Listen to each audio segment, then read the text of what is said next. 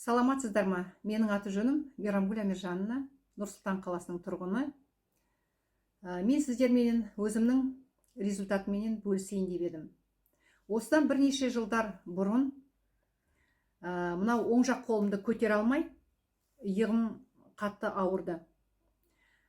Президент әкімшілігінің клиникасында невропатолог және ревматолог дәрігерлерінде учетта тұрамын. Ол кісілердің қойған диагнозы хронический шейный остеохондроз және замороженное плечо деп қойды. Содан мынау қолымның ауырған соншалық өз қолымды өзім бүйтіп құшақтап жүретін жайға келдім. Емделдім, әрине 3,5 жылдай емделдім, бірақ та ем аса қонбады. Сөйтіп жүрген кезде 2020 жылы сентябрь айында менің бір танысым Алма Назымбековна кездесуге шақырды.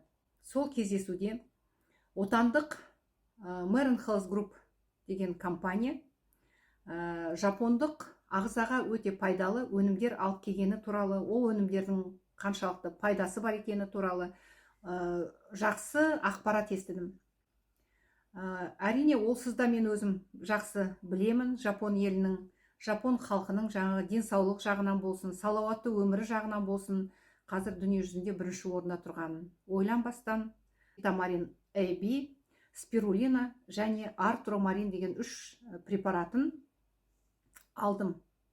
Алдымдағы іше бастадым. Бүгінгі күні әрине ешқандай шексіз қозғалыста буындарымның бәрі жақсы результат алдым.